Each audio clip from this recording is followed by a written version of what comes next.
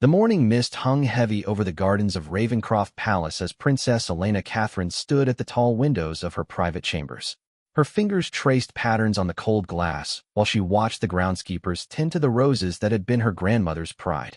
In just 3 hours, she would walk down the marble steps of the palace for the last time as a member of the royal family. The decision had not come easily. For months, Elena had wrestled with the choice between duty and love, between the crown that had defined her entire existence and the man who had shown her what life could be beyond palace walls. Prince Alexander James, her husband of 8 years, had stood by her side through every moment of doubt, every sleepless night spent weighing their options. Their love story had begun like a fairy tale. Two young royals from neighboring kingdoms, brought together by diplomatic necessity, but finding something real and precious in each other's company. The wedding had been watched by millions around the world, a spectacle of tradition and pageantry that seemed to promise a lifetime of happiness within the golden cage of royalty. But fairy tales, Elena had learned, rarely prepared you for the reality of living under constant scrutiny. Every smile was analyzed, every gesture interpreted, every private moment somehow made public. The pressure had only intensified after the birth of their twins, Prince Marcus and Princess Isabella, now 6 years old. The children had become the kingdom's darlings, their every appearance generating headlines and endless speculation about their future.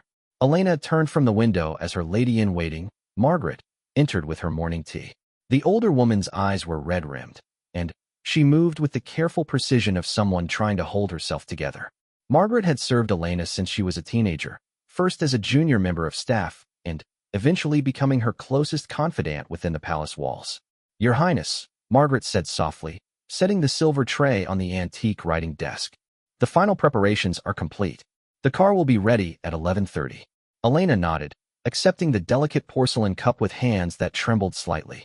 The tea was Earl Grey, her favorite, but it tasted like ash in her mouth. Everything felt surreal, as if she were watching someone else's life unfold before her eyes. "Have you seen the children this morning?" Elena asked. "Prince Alexander is with them in the nursery. They're having breakfast, and he's explaining things to them again." Margaret's voice caught slightly on the last words. The children. That had been the hardest part of this entire decision. Marcus and Isabella were too young to fully understand why their parents were choosing to leave behind titles, wealth, and the only life they had ever known. Alexander had spent countless hours trying to explain it in terms they could grasp, talking about adventures and new beginnings, but Elena could see the confusion and fear in their bright young eyes. A soft knock at the door interrupted her thoughts. Alexander entered, still wearing the casual clothes he preferred when away from official duties. His dark hair was disheveled, and exhaustion lined his handsome features. Even so, Elena felt her heart skip a beat the way it had since their very first meeting 12 years ago. "The children want to say goodbye," he said quietly. "Are you ready?" Elena set down her teacup and smoothed the simple blue dress she had chosen for this day. No tiaras, no formal gowns, no symbols of the rank she was about to renounce. Just a woman, a wife, and a mother making an impossible choice for love. Marcus and Isabella burst through the door with the boundless energy that only 6-year-olds possessed. Their faces were bright with excitement, treating this like the grand adventure their father had promised rather than the earth-shattering change it truly was. Isabella threw her arms around Elena's legs while Marcus climbed onto Alexander's shoulders with practiced ease. "Mama, Papa says we're going on a big trip," Isabella announced, her dark curls bouncing as she spoke. "Are we really going to live in a house with a garden where we can play without guards watching?" Elena's throat tightened as she knelt to her daughter's level. "Yes, sweetheart. We're going to have our own little house where we can be together without anyone bothering us." "But what about Uncle Richard and Aunt Victoria?" Marcus asked from his perch on Alexander's shoulders. "Won't they miss us?" The question hit Elena like a physical blow. Richard was Alexander's younger brother, next in line for the throne after Alexander renounced his claim. Victoria was Elena's sister, who had married into Russian royalty and understood better than anyone the pressures they were fleeing. Both had been supportive of their decision, even while acknowledging the pain it would cause the extended family. "They'll miss us very much," Alexander answered carefully. "But they understand that sometimes people need to make difficult choices. And we'll write letters and talk on the phone." Elena wondered if that would really be possible. The palace had made it clear that their departure would not be celebrated or facilitated. There would be no grand farewell, no public support for their choice. They were breaking with centuries of tradition, abandoning duty for personal happiness in a way that the institution could never publicly endorse. The next hour passed in a blur of final preparations and carefully controlled emotions. Elena's personal belongings had been packed into just 3 suitcases, a lifetime reduced to the essentials. Everything else would remain behind, property of the crown, including jewelry that had been in the royal family for generations and personal mementos from her childhood. King Frederick, Alexander's father, had requested a private meeting before their departure. Elena dreaded it almost more than the public announcement that would follow. The king had always been kind to her, treating her like the daughter he never had, but she knew their decision was breaking his heart. They found him in his private study, surrounded by portraits of kings and queens stretching back centuries. He looked older than his 68 years, the weight of disappointment and grief evident in every line of his face. When he saw them, he rose slowly from his leather chair and walked to the window overlooking the courtyard where their car waited. "I've spent 50 years of my life serving this crown," he said without turning around. "I've sacrificed personal relationships, missed family milestones, and made countless difficult decisions in service to our people. I always believed that dedication was its own reward." Alexander stepped forward. "Father, we've explained our reasons. This isn't about you or the crown itself. It's about what's best for our family." The king turned then, his eyes bright with unshed tears. "I know, son, and perhaps that's what makes this so difficult. You're choosing love over duty, your children's well-being over tradition. Part of me envies you for having the courage to make that choice." Elena felt tears prick her own eyes. "Your Majesty, we don't want to hurt you or the family. But living under constant scrutiny, never having a private moment, watching our children grow up without any sense of normal childhood, we can't continue like that." King Frederick nodded slowly. "The world has changed since I was your age. The media attention, the invasion of privacy, it's far beyond anything my generation experienced. I understand your reasons, even if I wish the outcome could be different." He walked to his desk and picked up an ornate wooden box. Inside, Elena could see official documents and what appeared to be a small jewelry case. "Your renunciation papers," he explained. "Once you sign these, there's no going back. You'll be private citizens, free to live as you choose, but no longer members of this family in any official capacity." The finality of it hit Elena like a wave. No longer a princess, no longer bound by the protocols that had governed every aspect of her adult life, but also cut off from the family and traditions that had shaped her identity since birth. Alexander took the papers with steady hands and signed his name with careful deliberation. Elena followed, her signature feeling like both an ending and a beginning. When she finished, the king opened the jewelry case to reveal 2 simple gold bands. "I had these made for you," he said softly. "Your titles may be gone, but you'll always be family. These rings are engraved with the family motto, 'Love conquers all.' Perhaps it's more appropriate now than ever." Elena accepted her ring with trembling fingers, feeling the weight of the inscription inside the band. Alexander slipped his on immediately, and she noticed how right it looked there, as if he had always been meant for a simpler life. The sound of car doors slamming in the courtyard below drew their attention to the windows. A small crowd of palace staff had gathered to see them off, their faces a mixture of sadness and curiosity. Elena spotted Margaret among them, dabbing at her eyes with a handkerchief. "It's time," Alexander said quietly. The walk through the palace corridors felt endless. Elena had traversed these halls thousands of times, but now every painting, every piece of furniture, every familiar turn seemed to glow with significance. She tried to memorize it all, the way the afternoon light filtered through the stained glass windows, the sound of their footsteps on the polished marble floors, the scent of fresh flowers that always filled the main gallery. Marcus and Isabella skipped ahead, their excitement undiminished by the solemnity of the adults around them. They had lived their entire lives in this palace, but to them it was just home, not a symbol of centuries of history and tradition. Elena envied their resilience and adaptability. At the main entrance, more staff members had gathered. The head butler, Thomas, who had served 3 generations of the royal family, stepped forward with his usual formal bearing, barely concealing his emotion. "It has been the greatest honor of my career to serve your royal highnesses," he said, his voice thick with feeling. "We wish you every happiness in your new life." Elena felt tears threatening to overwhelm her composure. These people had been more than employees. They had been the extended family that made palace life bearable. Margaret had celebrated every milestone of Elena's marriage and motherhood. Thomas had been like a grandfather to the twins.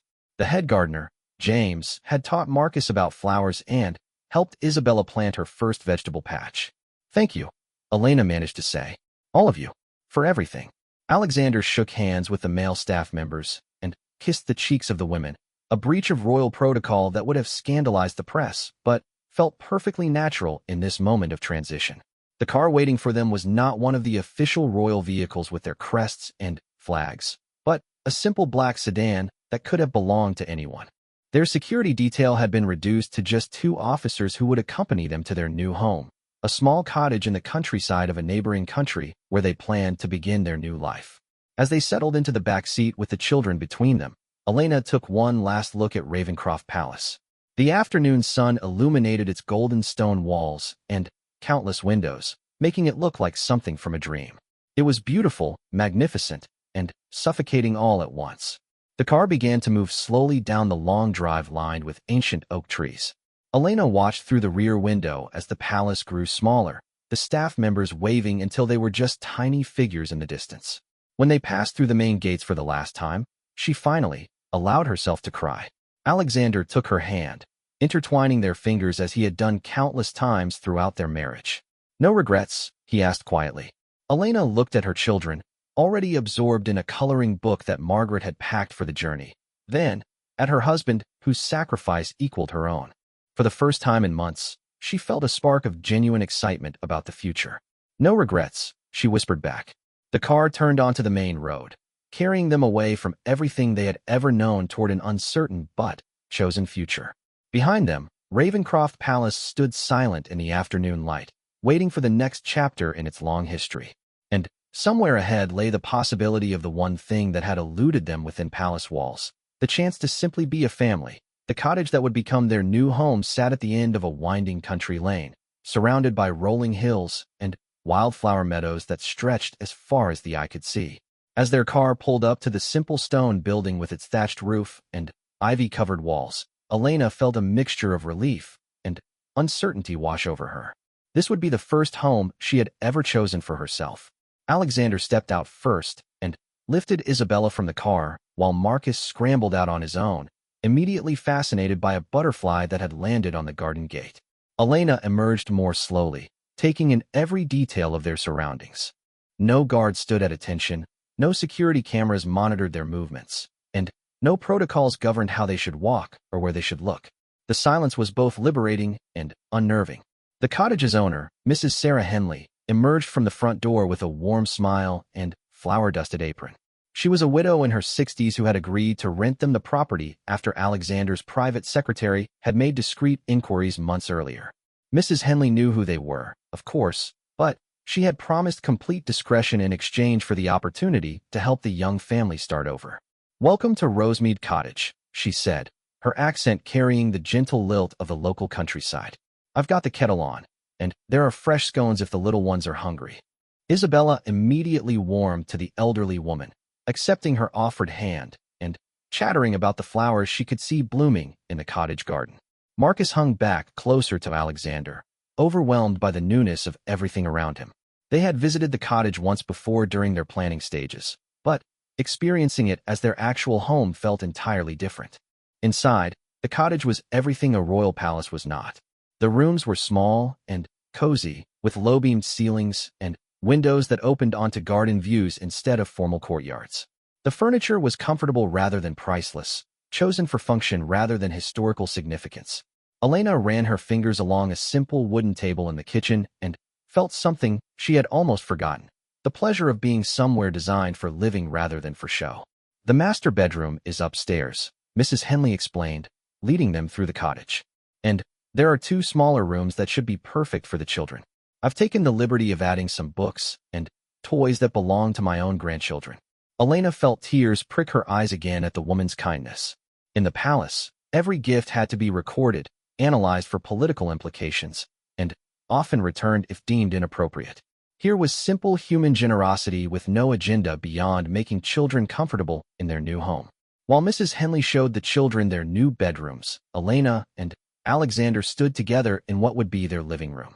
A stone fireplace dominated one wall, and comfortable armchairs were arranged to take advantage of the view across the meadows.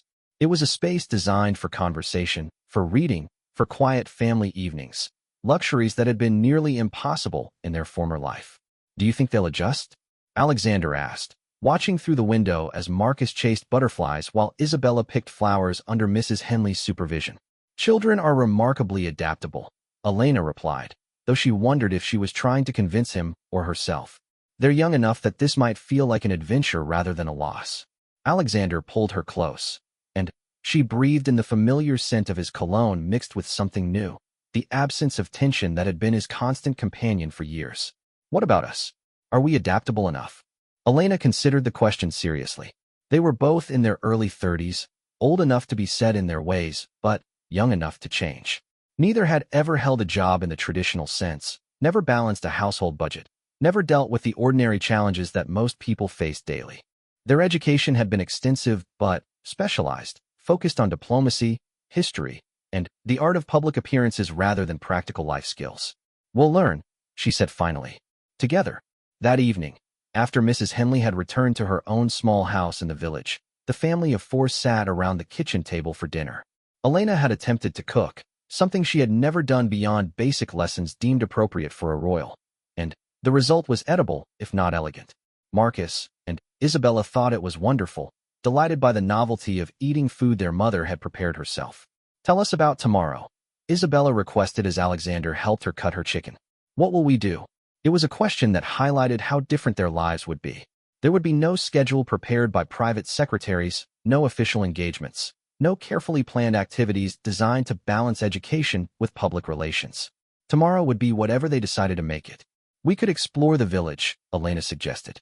Mrs. Henley mentioned there's a library and a small shop where we can buy groceries. "And a playground," Alexander added. "With other children you can meet." Marcus looked uncertain. "Will they know who we are?" It was a sophisticated question for a 6-year-old, but the children had grown up understanding that their identities were public property. Elena exchanged a glance with Alexander. They had discussed this extensively, the importance of allowing their children to develop friendships based on their personalities rather than their former status. "Some people might recognize us," Elena said carefully. "But what matters is that you're just Marcus and Isabella. You can play with any children who are kind to you, and they'll like you for who you are, not because of any titles."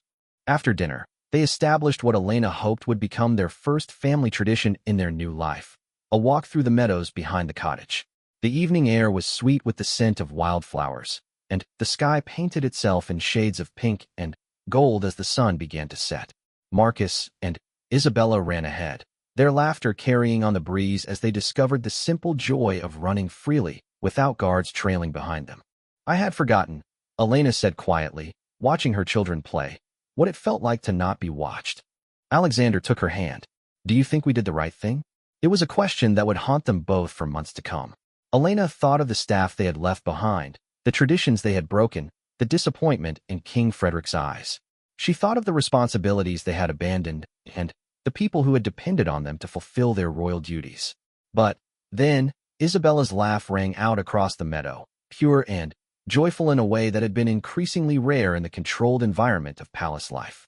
Marcus was examining something in the grass with the intense concentration that children brought to discovery, unaware that anyone might be watching or judging his behavior. "Ask me again in a year," Elena said finally. That night, as they tucked the children into their new beds, Elena felt the strange combination of exhaustion and exhilaration that comes with major life changes.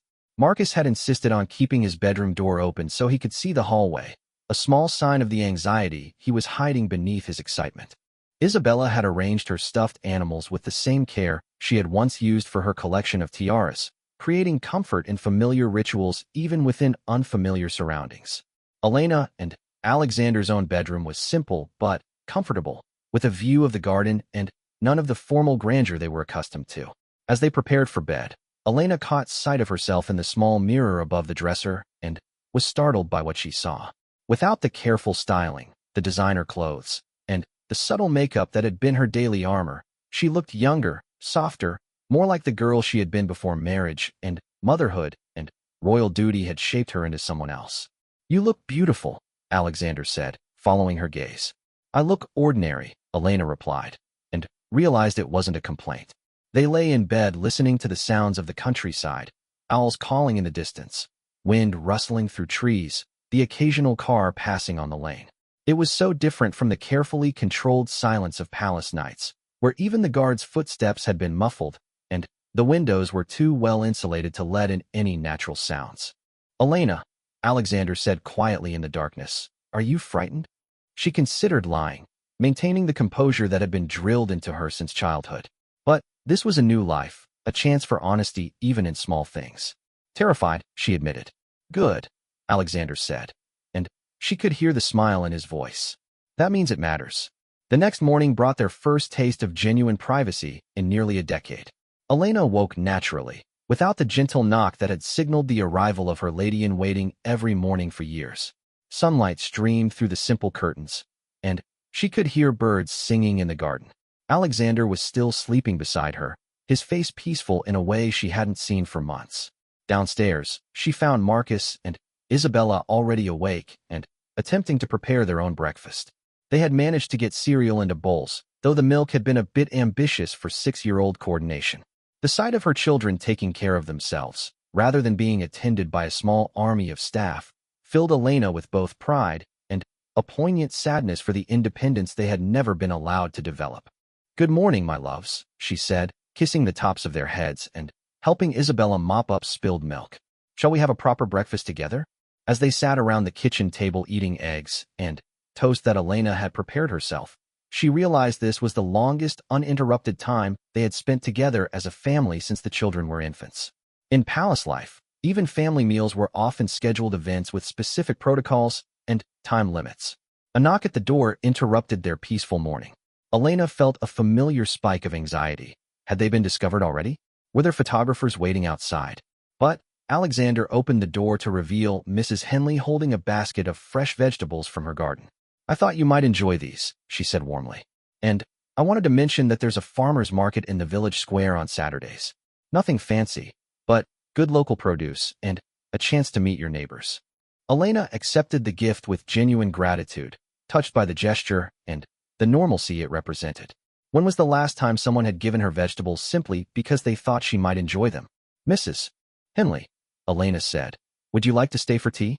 The children would love to hear about the village, and I confess we're still learning how to navigate ordinary life. The older woman's face lit up with pleasure. I'd be delighted, Your High. Oh, forgive me.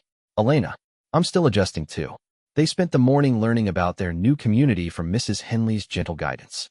The village had a population of just under 1,000 people, centered around a main street with essential shops, a church that dated back centuries, and a primary school that both children would attend in the fall. There was a doctor's surgery, a post office, and a pub that served as the unofficial community center for evening gatherings. The people here are good sorts, Mrs. Henley explained. They'll respect your privacy while making sure you feel welcome. We've had our share of celebrities hiding away in the countryside, though none quite so famous as yourselves. The general feeling is that if someone chooses to live here quietly, they have their reasons and deserve to be left in peace. Isabella, who had been listening with the intense concentration children brought to adult conversation, suddenly spoke up. Mrs. Henley, will the other children like us even though we used to be royal? The question hung in the air, highlighting the complexity of their transition. Mrs. Henley considered it seriously before answering. Child, the other children in this village care about whether you're kind, whether you share your toys, and whether you play fair. They'll be curious about where you came from, but what will matter is who you are now. Elena felt a rush of gratitude for the woman's wisdom and honesty. This was exactly what they had hoped to find, a community where their children could be valued for their character rather than their bloodline. After Mrs. Henley left, they decided to explore the village properly. The walk into town took them along tree-lined lanes where other cottages nestled behind garden walls, each one unique, but all sharing the peaceful character of rural life. Marcus and Isabella ran ahead, stopping to examine interesting flowers or wave at cats sunning themselves on garden walls. The village high street was charming in its simplicity. The bakery's window displayed fresh bread and pastries that made Elena's mouth water. The small grocery shop had produced displayed outside under cheerful awnings. The bookshop's window was filled with local authors and children's books that promised future discoveries. As they walked, Elena noticed people glancing their way with curiosity, but also respect. A few smiled and nodded politely, but no one approached or stared openly. It was the kind of attention that acknowledged their presence without making them feel like exhibits in a zoo. They stopped at a small cafe for lunch, sitting at an outdoor table where they could watch the gentle rhythm of village life.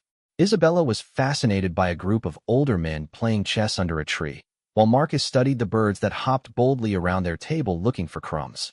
"Mummy," Isabella said suddenly, "I like it here." "Do you, sweetheart? What do you like about it?" Isabella considered the question with the seriousness she brought to important matters. "It's quiet, but not scary quiet like the palace. And people look happy." Elena followed her daughter's gaze around the village square. People did look relaxed, unhurried, engaged in simple pleasures like conversation and sunshine. There was something to be said for a life measured in small, daily contentments rather than grand gestures and ceremonial obligations. As they walked home that evening, Elena felt something she had almost forgotten: anticipation for tomorrow, not based on duty or obligation, but on choice and possibility. Tomorrow they could return to the village, or explore the countryside, or simply spend the day in their garden.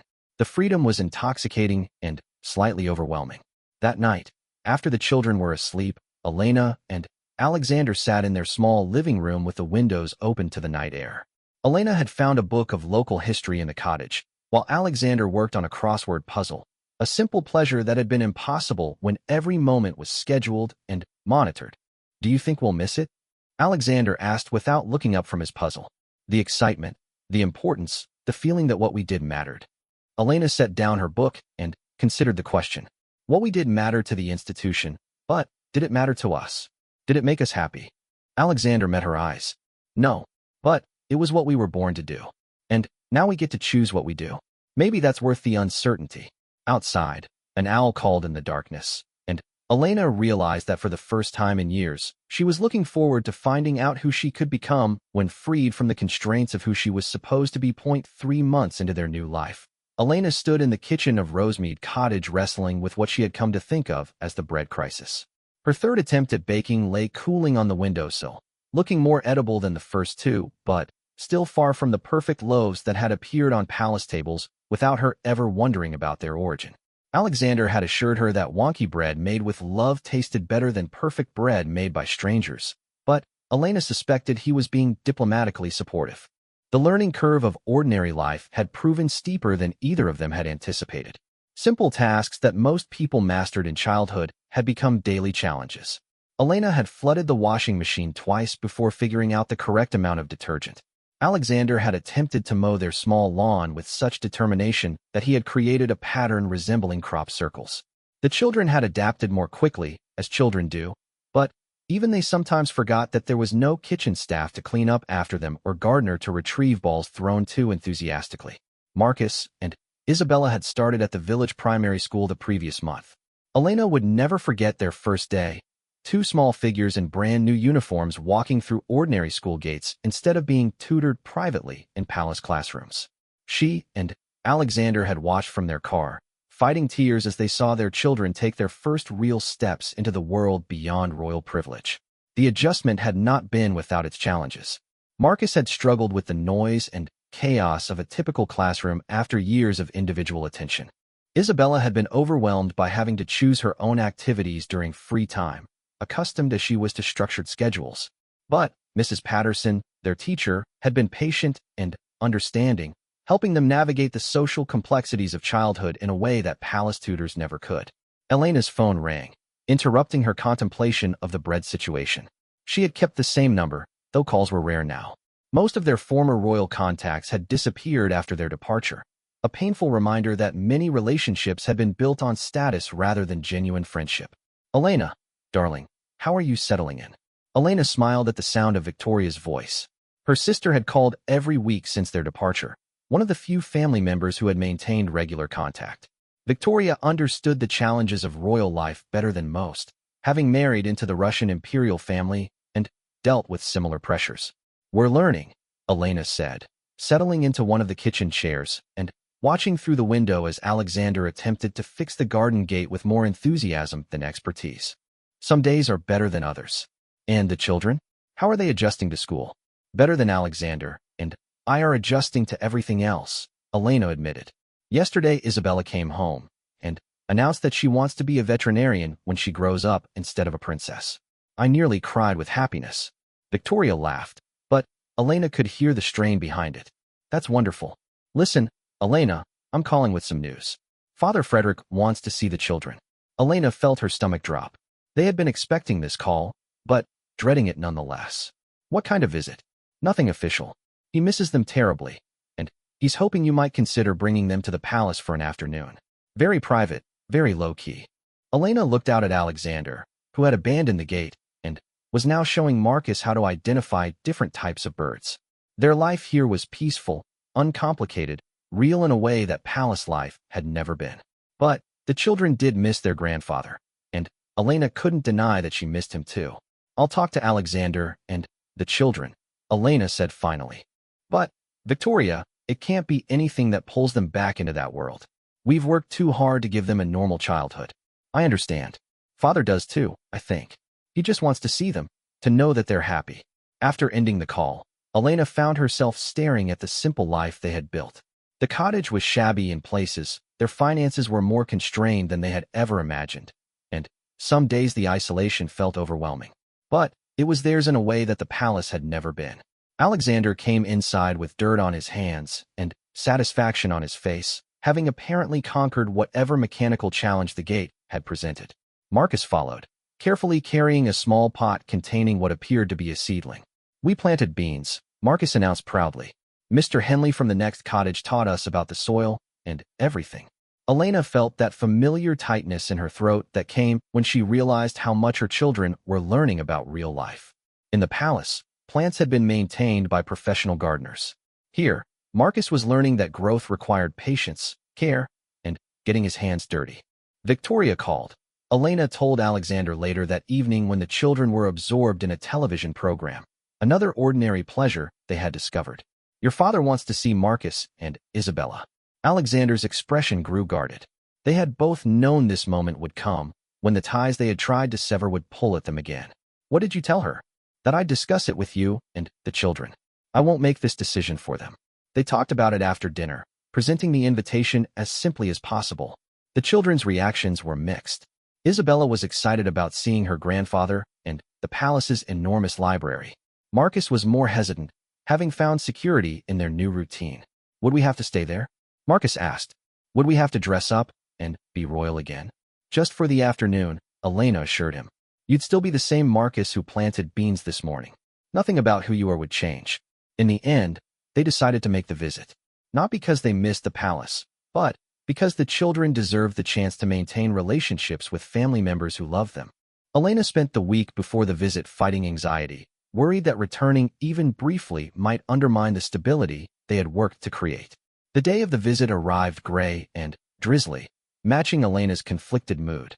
They dressed carefully, nice clothes, but not formal royal attire.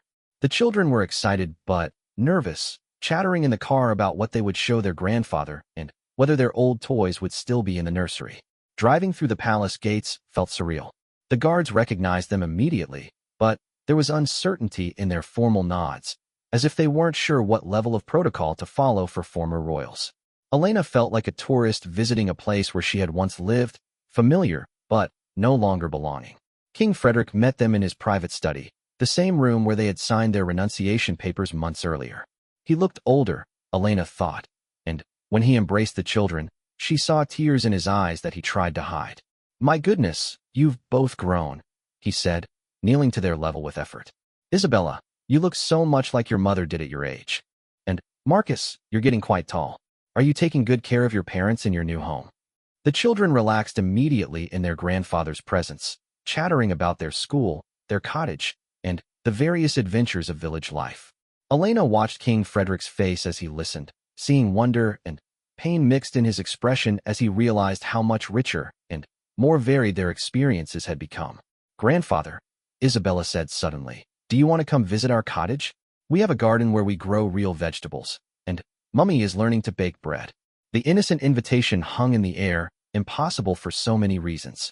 Kings didn't make informal visits to country cottages, and The security arrangements alone would transform their peaceful village into a circus. But Elena saw the longing in his face, the desire to be simply a grandfather rather than a monarch. "That sounds wonderful, sweetheart," he said gently. "Perhaps someday." They had tea in the family dining room, a smaller space than the grand halls, but still formal by cottage standards. Elena noticed how the children's manners had become more relaxed in recent months. They still ate politely, but they talked freely, laughed loudly, and didn't wait for permission to speak. Palace protocol had been replaced by ordinary family dynamics. "Tell me about school," King Frederick said as they shared slices of elaborate cake that put Elena's baking efforts to shame.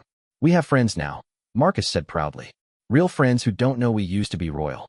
Tommy Harrison shares his football with me, and Sarah Mills likes to read the same books as Isabella." Elena saw Alexander tense slightly at the mention of their former status being unknown. They had been careful about their children's new identities, but they knew that eventually someone would make the connection. "That must be nice," King Frederick said carefully. "Do you miss anything about living here?" Isabella considered this seriously. "I miss you, and Uncle Richard, and some of the nice people who worked here. But I like making my own bed, and choosing my own clothes, and playing in the mud without anyone worrying about photographs." It was such a simple, honest answer that Elena felt tears threaten. Her daughter had articulated the freedom they had been seeking without even realizing its significance. King Frederick showed them around parts of the palace they had once known intimately. Everything looked the same, but Elena felt like a stranger observing rather than a resident returning home. In the nursery where the children had spent their early years, Marcus and Isabella examined their old toys with the detached interest of children who had outgrown possessions they once treasured. "Can we take some of these to give to other children?" Isabella asked, holding an expensive doll that she had barely played with even when it was new. "There are kids at our school who don't have as many toys." Elena exchanged glances with Alexander and King Frederick. Their daughter was developing generosity and social awareness in ways that royal isolation had never encouraged. As their visit wound down, King Frederick asked to speak privately with Elena and Alexander. The children were playing in the garden under the watchful eye of security staff, giving the adults a chance for honest conversation. "I want you to know," he said without preamble, "how wrong I was to discourage this choice. Watching them today, seeing how confident and happy they are, I understand now what you were trying to protect." Elena felt a weight lift from her shoulders that she hadn't even realized she was carrying. "It hasn't been easy. Some days I wonder if we've made a terrible mistake, giving up everything for an uncertain future." "You've given them something more valuable than titles or wealth," King Frederick said. "You've given them the chance to discover who they really are. That's a gift that royal birth can't provide." When it was time to leave, the goodbyes were emotional but not devastating. The children hugged their grandfather with genuine affection, but also eagerness to return to their regular lives. Elena realized that the palace visit had served an important purpose, not as a temptation to return, but as confirmation that their choice had been right. On the drive home, Marcus fell asleep almost immediately, exhausted by the day's excitement. Isabella stared out the window at the familiar countryside rolling past, processing the contrast between their two worlds. "Mummy," she said quietly, "the palace is very beautiful, but it doesn't feel like home anymore." "No, sweetheart," Elena agreed, "it doesn't. Our cottage is smaller, and the ceiling leaks in the upstairs bathroom, and the bread you bake is lumpy." Isabella continued with the brutal honesty of childhood, "but it feels safe. Like we can be ourselves there." Elena met Alexander's eyes in the rearview mirror and saw her own emotions reflected there: relief, validation, and a deep satisfaction that their gamble had been worth the risk. That evening, back in their simple cottage with its imperfect bread and leaky ceiling, they sat together as a family without protocols or schedules dictating their behavior. Marcus showed off the small notebook where King Frederick had helped him write down everything he wanted to remember about their visit. Isabella arranged the few small gifts her grandfather had given her, not expensive toys, but simple things like a pressed flower from the palace garden and a photograph of the two of them together. As Elena tucked the children into their beds, she reflected on how much they had all grown in such a short time. The children had learned independence, resilience, and the value of ordinary friendships. Alexander had discovered talents for practical problem-solving and a deep satisfaction in simple accomplishments like fixing gates and growing vegetables. And Elena herself had found strength she never knew she possessed, along with the profound joy of watching her family flourish away from the constraints that had shaped their former lives. Looking out the cottage window at the star-filled sky, unfiltered by the formal gardens and security lighting of palace grounds, Elena felt a deep sense of peace. They had made the right choice, no matter how difficult it had been. They were no longer royal, but they were finally, authentically themselves. And tomorrow would bring another day of ordinary miracles: wonky bread, muddy shoes, children's laughter, and the precious freedom to live without an audience. It was, Elena thought as she turned off the light, exactly the life they had risked everything to find. The first real test of their new life came on a rain-soaked Tuesday morning in early November, exactly 8 months after they had driven away from Ravencroft Palace. Elena was hanging laundry in the cottage's small utility room when her phone rang with an unknown number. She almost didn't answer. They had learned to be cautious about unsolicited calls, but something made her pick up. "Mrs. Elena Catherine?" The voice was professional, crisp. "This is Jennifer Walsh from the Daily Telegraph. I wonder if you'd care to comment on the photographs that have surfaced of your children at their local school." Elena's blood ran cold. They had known this moment would come eventually, when their carefully constructed privacy would crumble. But knowing it intellectually and experiencing it emotionally were entirely different things. "I have no comment," Elena said, proud that her voice remained steady even as her heart raced. "The photographs show them looking quite happy and settled. Some might say you've been selfish, depriving the public of watching them grow up. Would you like to respond to that criticism?" Elena ended the call without another word, but her hands were shaking as she immediately dialed Alexander. He was in the village at the hardware store, helping old Mr. Jenkins fix a persistent problem with the shop's front door, another small pleasure of their new life that would now be complicated by renewed media attention. Within an hour, Alexander was home, and they were huddled around their laptop, watching their quiet village life become international news. Someone had taken photographs of Marcus and Isabella playing during school break, their faces bright with laughter as they kicked a football with their new friends. In the palace, such images would have been carefully staged and released through official channels. Here, they represented a violation of the privacy they had sacrificed everything to achieve. The former Prince Alexander and Princess Elena have been living in complete seclusion, read one news report, depriving royal watchers of any glimpse into the lives of the children who were once third and fourth in line to the throne. "Look at this one," Alexander said grimly, pointing to another headline. "Royal runaways. Are the children being denied their heritage?" Elena felt sick.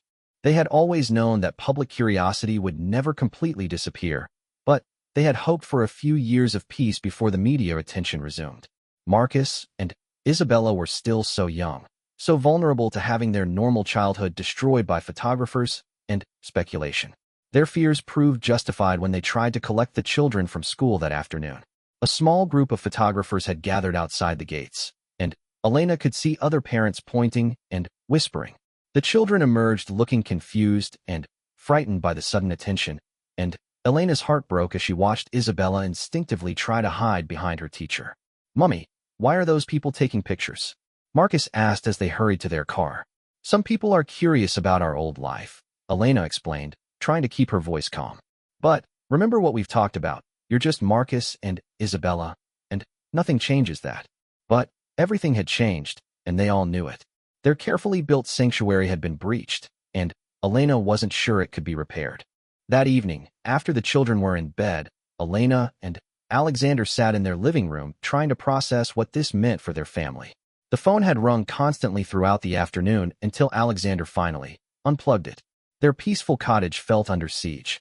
"Maybe we should have expected this," Alexander said, staring at the closed curtains they had drawn against potential telephoto lenses. "Maybe it was naive to think we could disappear completely.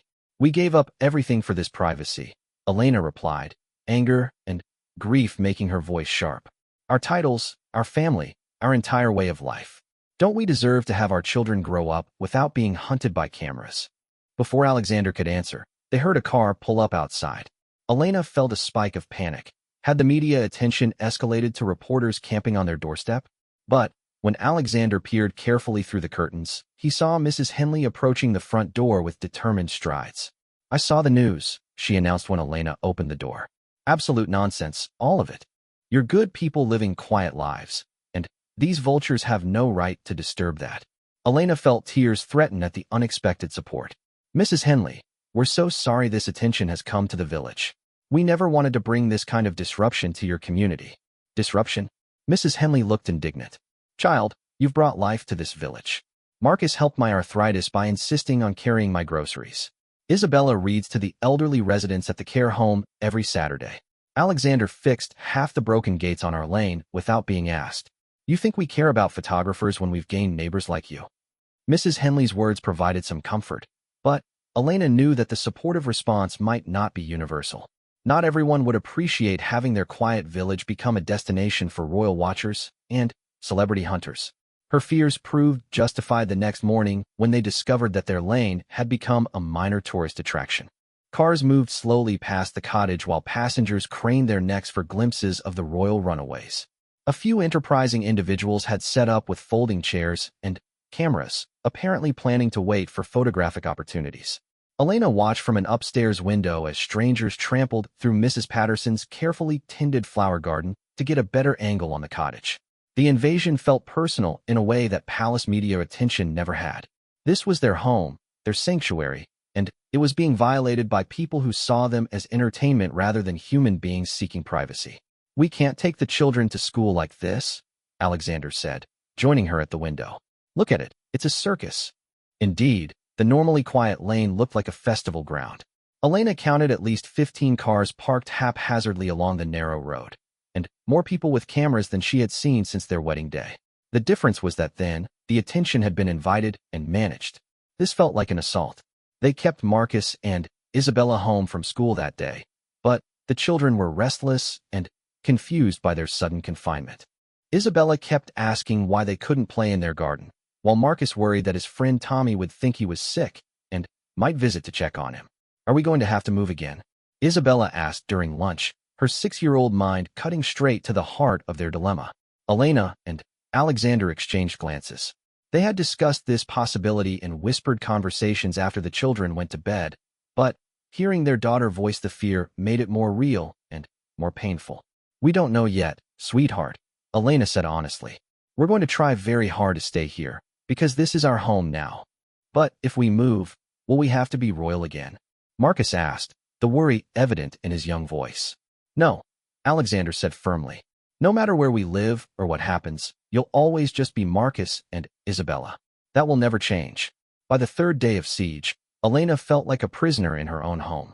They had run out of groceries, the children were growing irritable from being confined, and the media presence showed no signs of diminishing. If anything, it was growing as more news outlets picked up the story and added their own photographers to the crowd. The breaking point came when Elena discovered a photographer in their back garden, apparently having climbed over the fence to get closer shots of the cottage windows. The invasion of what little private space they had left sent Elena into a rage that surprised her with its intensity. Get out, she shouted, not caring who might hear or photograph her anger. This is private property. These are children you're hunting. The photographer retreated, but not before capturing several shots of Elena's furious face, images that would later appear online with captions about royal tantrums and privileged outrage. That evening, King Frederick called.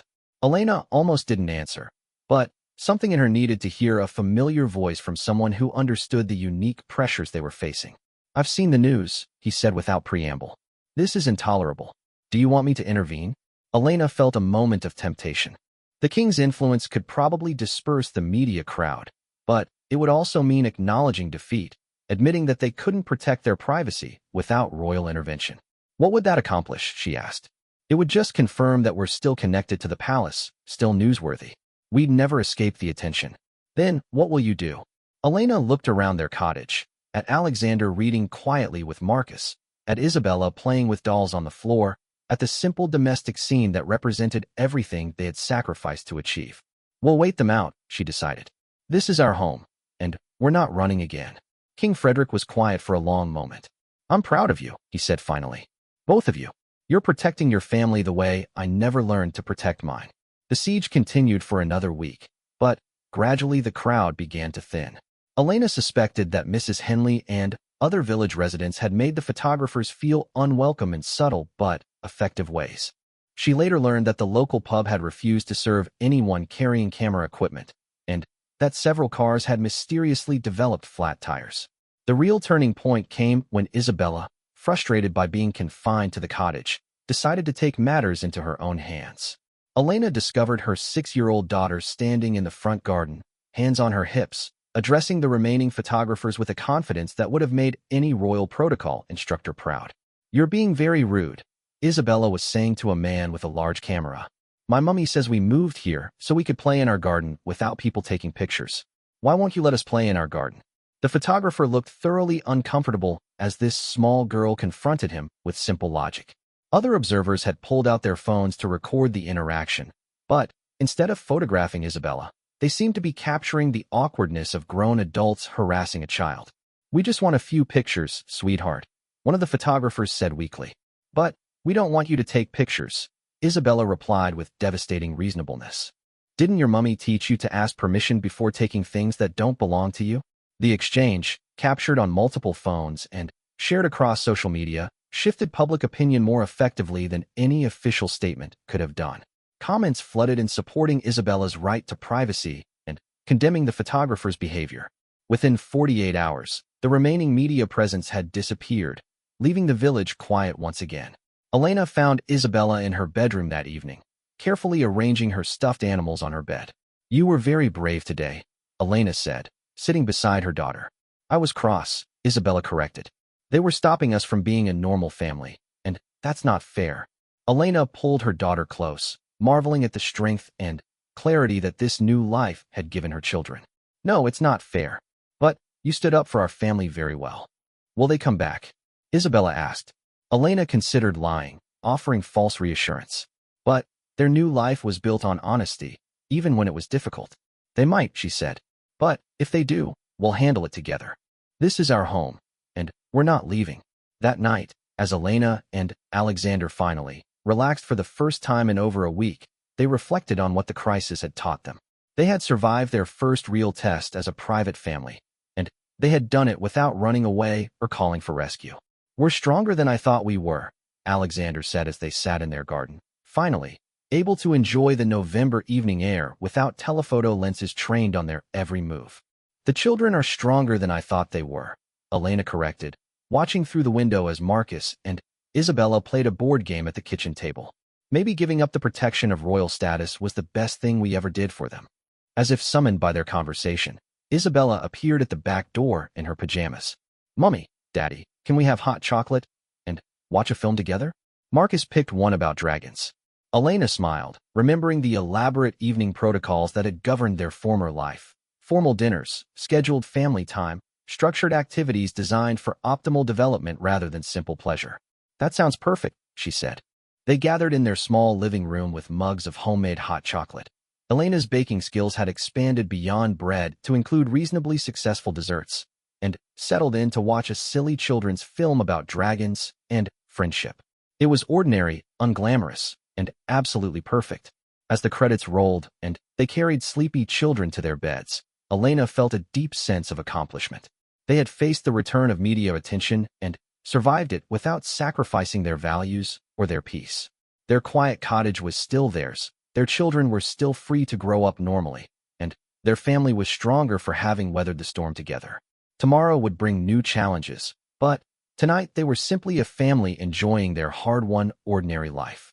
And that, Elena thought as she turned off the lights and listened to the peaceful sounds of the countryside, was worth every sacrifice they had made. 2 years after their departure from Ravencroft Palace, Elena stood in the doorway of what had once been the cottage's smallest bedroom, now transformed into her writing study.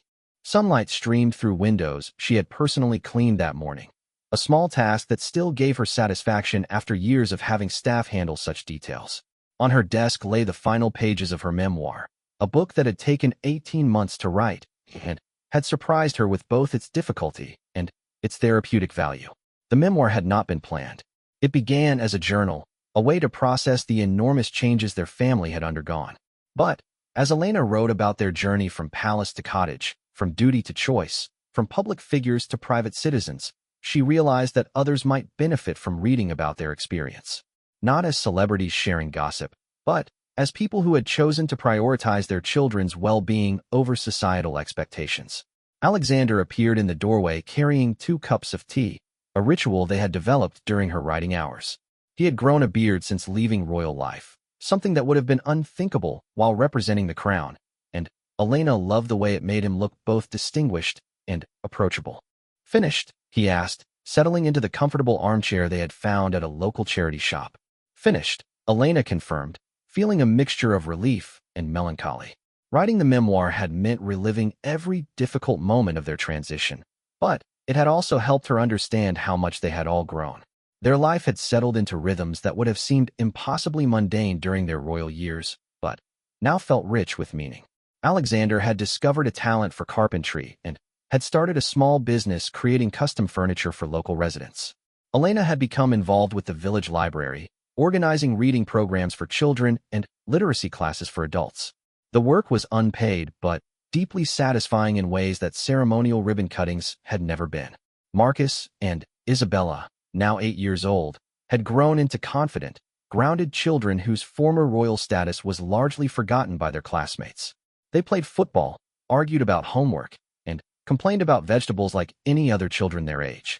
Isabella had indeed pursued her interest in veterinary medicine, volunteering at the local animal shelter and displaying a gentle competence with injured creatures that made Elena's heart swell with pride. Marcus had developed a passion for music, taking piano lessons from the village organist, and showing a natural talent that had nothing to do with royal breeding and everything to do with personal interest and dedication. The cottage itself had evolved with their growing comfort in domestic life.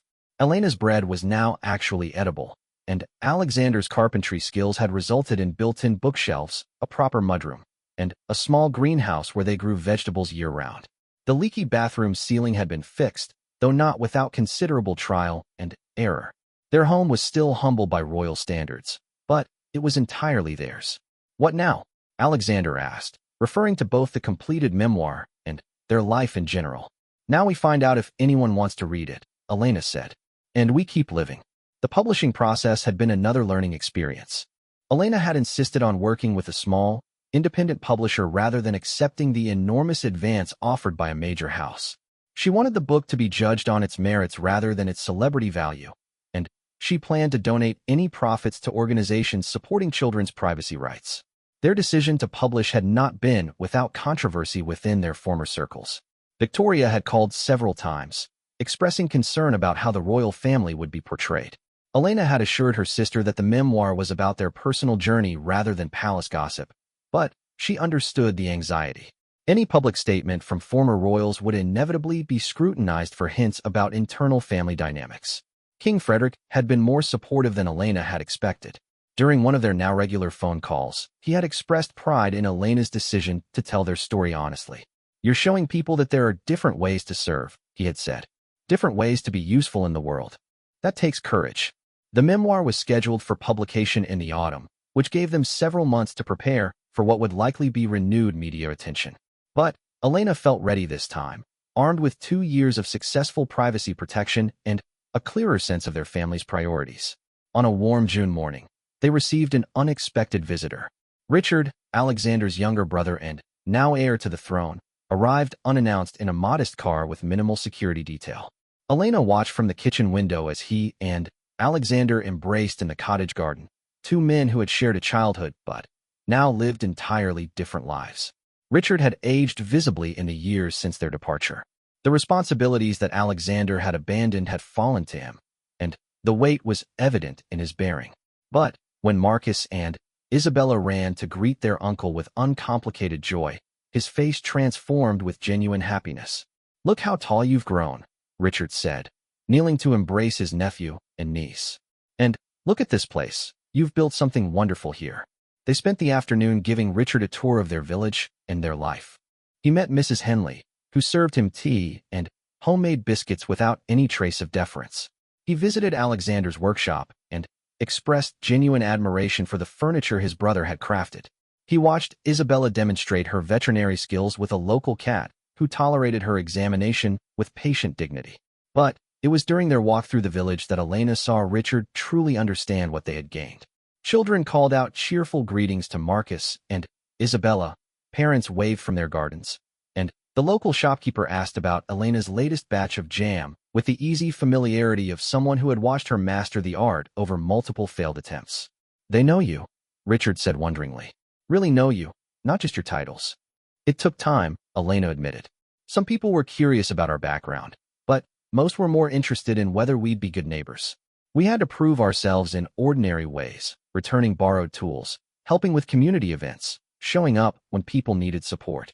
That evening, after the children had gone to bed, the three adults sat in the cottage garden under a sky full of stars. Richard looked exhausted in a way that went beyond physical tiredness. I'm not sure I'm cut out for this, he admitted, referring to his royal duties. Alexander, you always seem to handle the pressure so naturally. I feel like I'm drowning most days. Elena exchanged glances with Alexander, remembering their own struggles with royal expectations. You'll find your way, Alexander said. And, Richard, remember that you're not required to live your life exactly the way Father did, or the way I would have. The monarchy needs to evolve to survive. But how do I balance serving the institution with having any kind of personal life? How do I protect the people I love from the scrutiny and pressure? Elena leaned forward, thinking of her own children asleep upstairs, free from the burden of royal expectations. You make choices, she said, sometimes difficult ones. And you remember that the institution should serve the people, not the other way around. Richard stayed for 3 days, and Elena watched him decompress in their simple environment. He helped Alexander with a carpentry project, played endless games of football with Marcus, and read stories to Isabella with the patience of someone starved for uncomplicated human connection. When it was time for him to leave, the goodbye was emotional.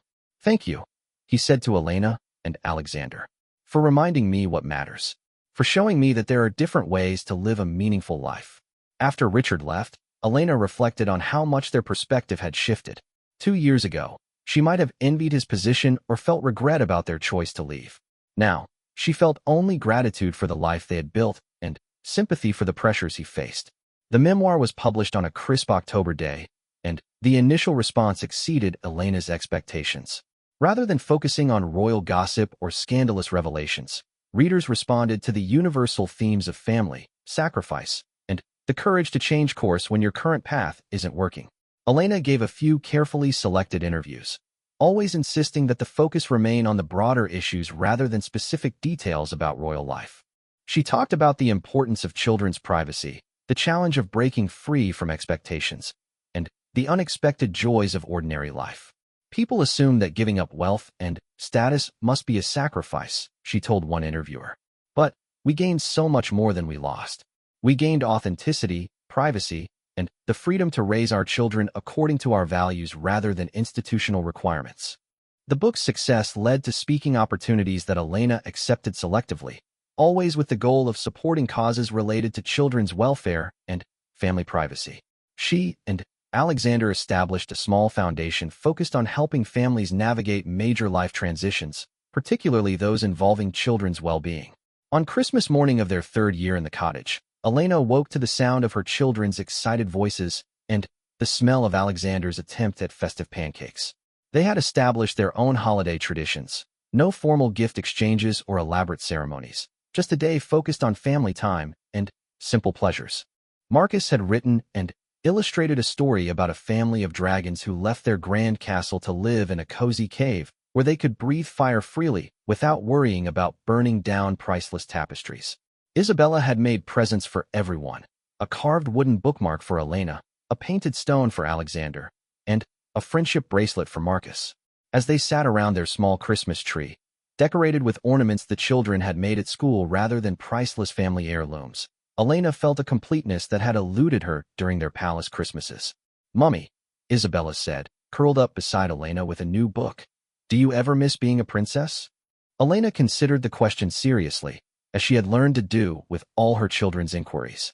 "Sometimes I miss certain people and places," she said honestly. "But I don't miss the life. Do you miss it?" "I don't really remember it much," Isabella admitted. "But I think I like being just Isabella better than being Princess Isabella. It's easier to make friends when people aren't afraid to disagree with you." Marcus, building an elaborate structure with his new wooden blocks, looked up from his project. "Tommy's mom says we're lucky because we get to choose what kind of people we want to be. Is that true?" "Yes," Alexander said, joining their conversation from his position on the floor where he was attempting to assemble a bicycle he had bought secondhand and was refurbishing for Marcus's spring birthday. Everyone gets to choose, but sometimes it takes courage to make choices that are different from what people expect. That evening, after the children had fallen asleep exhausted from their day of presents and playing, Elena and Alexander sat together in their living room. The fire crackled in the grate, snow was beginning to fall outside their windows, and their home felt like a sanctuary of warmth and contentment. "Any regrets?" Alexander asked, echoing the question that had marked the end of their first day as private citizens 3 years earlier. Elena looked around their modest cottage, thought about their children sleeping safely upstairs, considered the life they had built through their own choices and efforts rather than accident of birth. "None," she said firmly. "Not a single one." Outside, the snow continued to fall on their quiet village, covering the lane where photographers had once waited and the gardens where their children now played freely. Inside their cottage, a former prince and princess had found something more valuable than any crown: the freedom to live authentically, love openly, and raise their children to become whoever they chose to be. Their final goodbye to royal life had led to a beginning they could never have imagined within palace walls. And as Elena turned off the lights and listened to the peaceful silence of their home, she knew that sometimes the most courageous thing you can do is choose love over duty, privacy over prestige, and the unknown over the predetermined. Their story had ended not with grand gestures or public drama, but with the quiet satisfaction of a life well chosen and a family well loved. And that, Elena thought as she drifted off to sleep beside her husband in their simple bedroom, was the most royal ending of all.